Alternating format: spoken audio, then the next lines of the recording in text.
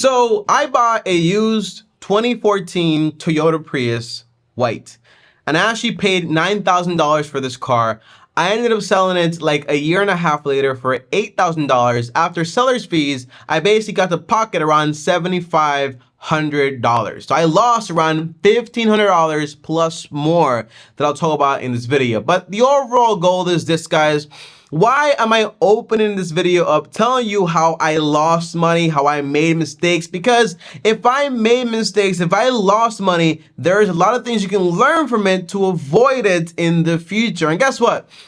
There's nothing like learning from other people's mistakes, but there's a certain sting that once you learn a lesson for yourself by your own doing, you never really forget it. So I will not ever potentially be making these mistakes again. So as you watch this video, learn and avoid, and please do not make these same mistakes anymore. Now, as always, guys, like this video on top, but also subscribe and hit the bell so you get notified. Now, the first thing, guys, my first mistake was basically I bought this vehicle with the intention for personal use, but not with the mindset of actually trying to buy a bargain. And I'll tell you why. Because I was in a rush, more on that later. But the overall idea is very simple. When you're going to buy something, whether it's for personal use or for resale, you could always use that resale mindset to get something for personal use at a bargain price. So when it's time to actually sell, you can sell it and actually pocket some money. So what I should have done was basically, I should have bought a car with the mindset of, I'm going to resell this car. I want to buy it for a discount, and I want to make sure the car I buy is super easy to actually resell. But I wasn't thinking that. And here's the first mistake I actually made. I was thinking first about, hey, I want to save money on gas, and I wasn't thinking about repairability costs. Now, whenever you buy a Prius or a hybrid vehicle per se, everyone tells you you're going to save a lot of money when it comes to gas. And when I went to the mechanic for the first time at Toyota to do a maintenance check, he told me, Tommy, this car is amazing for the planet, but it's not amazing for your wallet. And I told him, what do you mean? Like, I'm saving a bunch of money on gas. The gas prices went up. I'm paying like $30, $40 a month. I'm saving so much money. And he told me, Tommy, the day this car has an issue, you will pay so much money out of pocket that all your savings will basically be eradicated. Now, I'm not saying he jinxed me, but then a few months later, I had regenerative brakes problems. And when he quoted me on it, he said, this is going to cost you around $2,000 something, but he was a nice mechanic and it was at Toyota. And he said, but thankfully, it's covered under warranty. So he fixed it for free. But then guess what? The bearings actually went out on the both front wheels, and that was an extra like $600, which I did not pay. And I was like, I'm gonna deal with the sound until the very end. And when I actually sold the car, I sold it with that problem, and I told him, hey, I'm selling to you for a cheaper price, so in this way you can actually pay for those things yourself. So sometimes we tend to think that, hey, we're gonna save so much money on these little things like gas prices, but we don't worry about, for example, repairabilities, because again, cars are going to break down. And when they break down, if there are a lot of cars in the road, usually you're going to save a lot more money on the parts. But imagine, for example, the battery on that car went out. Not, for example, by the way, it has two batteries. It has a normal battery, like any other car, and then it has the hybrid battery.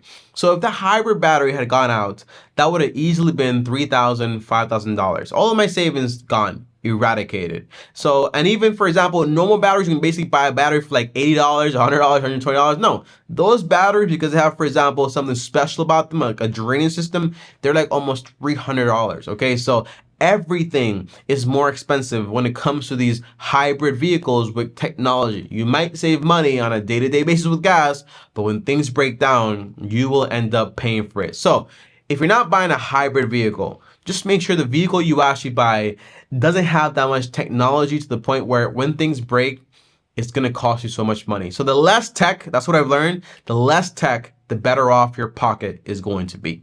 Now, my second lesson was this, guys, okay?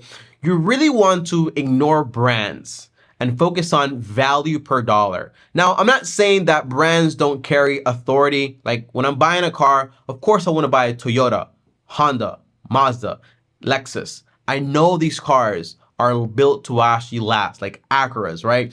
They're built to last. They're great brands. They have, for example, authority behind it, right? But for the most part, when my tire, right, when I got a flat tire, I had to basically replace it. And I noticed that, hey, it's probably best I actually replace all these tires. In reality, the car is kind of old. It's been getting some wear and tear on these tires. And by the way, I got the car with less than 100K miles. So the tires were worn out, but the overall car quality was basically pretty good, okay? So that was good. That was good. But for the most part, when I was looking for tires, I found the best tire brand, which is basically Michelin tires, okay? Is it called Michelin? I don't know how to say that word. But the tire with like the little white like rubber guy or whatever, looks like a ghost or whatever. I bought that tire, put a photo right here, the Michelin tires, okay? And those tires were so expensive. I know for a fact it was like over $600 on those tires.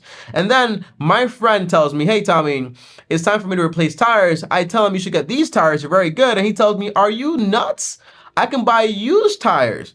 And I said, well, if you buy used tires, how good are they gonna be? He told me, good enough. And he went ahead and he did the penny test on some tires. The penny test is basically, you grab a penny, and if it covers half of the penny, you're pretty good to go because you have a lot more driving to go. But if it doesn't cover even half of the penny, then obviously it's going to wear out a lot faster and it has a lot less traction. So he actually got Michelin tires also for a massive discount, okay? Massive. I think 2 of my tires cost him his 4 tires. That's how amazing his deal was. And ever since then, I learned that basically you don't have to buy new tires. You don't have to worry about buying brand things. For example, okay, yes, going to Toyota is awesome, right? You get to go to where the car was actually, well, you know, people that actually work on those cars that know what they're doing, know everything about the cars, but you don't have to buy the parts from them. So when my side mirrors actually broke, I went ahead and I bought those side mirrors on eBay, okay? And I basically had them fixed at Toyota, which is actually pretty good, right? So, or I could have gone to any other mechanic. That's one thing, okay? You don't have to take this car to the house, to the Toyota or the Acura dealership. You don't have to take it there, but you could take it, you could just buy OEM parts, original parts from eBay or other places and have a normal mechanic actually fix it. And by the way, you don't have to buy original parts either because they're sold at a massive markup. So you don't have to do that either. So brand is great in some senses, but in some other senses, you're usually going to be overpaying to say, hey, this is an original part. You don't need to do that. Focus on use, utility, and quality. And quality does not always equal brand. Now, my third mistake, guys, was I bought this car in a rush. So I was not able to actually buy below market value, although I had a lot of negotiating power because guess what? I was paying cash for the car. So when I actually went to see this car, I actually made an offer. I was like, I'll pay you $8,000 for the car. They said, no, we're not going to do it, okay? But if I had the knowledge I have now, I would have been able to basically walk away and find something else. But because I was so in a rush and I was so afraid I was going to lose on the deal, I was like, okay, I'll pay full price. But in reality, there is so much I could have said. You know, the battery needs some replacing. The tires need some work. You know, there are so many things I could have picnicked and said, hey, I'm not going to buy it. And even if they said, no, we're going to do it for $9,000, it's an old car or whatever, I would have said, well, guess what? I'm going to walk away and walk away. Maybe they would have called me back. Maybe they wouldn't, but that wasn't the deal to actually buy whatsoever because everything else I mentioned prior. Now, there's a little rule. You want to go on Kelley Blue Book and basically buy the car for below trade-in value. If you do that, you'll get, for example, a decent deal because usually what dealerships pay is not that much money. So if you buy below that, you're getting a good deal. Now, my overall idea is I want to buy at least 10 to 20 to 30 to 40. The bigger the discount, the better. I want to get a good deal. And whenever you're paying cash for a car, which is the way I recommend you actually pay for a car, the answer is you could always negotiate because you have buying power, because you have the cash on you right then and there, okay? And you can solve that issue in less than a second. There is no banks involved. There is no loans. There's none of that stuff. It's just cash, and it makes things a lot easier. So for me, I rushed into that, and I was basically in a rush. You don't go trying to negotiate on food when you're hungry. It's like when they say, like, don't go to the supermarket when you're hungry. You're going to buy everything, right? And that's true, okay? So it does make sense. Now, my last mistake, guys, was I sold the car when I was in a rush. That's also a big mistake. So I was in Puerto Rico. I moved out. I had the car for sale at $9,000 for a while. It wasn't selling. and the battery was getting worn out, so that was bad, and it wasn't being used, that was bad. So I was in a rush to actually sell it, get rid of it. And then someone made me an offer for like, I think it was like $8,000, and then they were like, no, I can't do 8,000, I'll do 7,000. And they were like, no, I can't do that either, I'll do like 6,000. I was like, what are you doing? You know, you want me to give you the car? And I was like, cancel that. And I was like, I want to get rid of this car, I'm gonna take 7,500. And that's how the guy sold it for 8,000, and minus, for example, all the fees associated, he probably pocketed like $300 or whatever. But for the most part, that's how I sold the car. But if I was there, and if you buy a car, you're gonna be able to actually sell it yourself, you can actually fetch for it in much better price. I could have easily gotten my full $9,000 out of it, but guess what? I didn't have the time, I wasn't in the location, and I wanted to sell it myself. So that's how I took that loss. So overall, guys,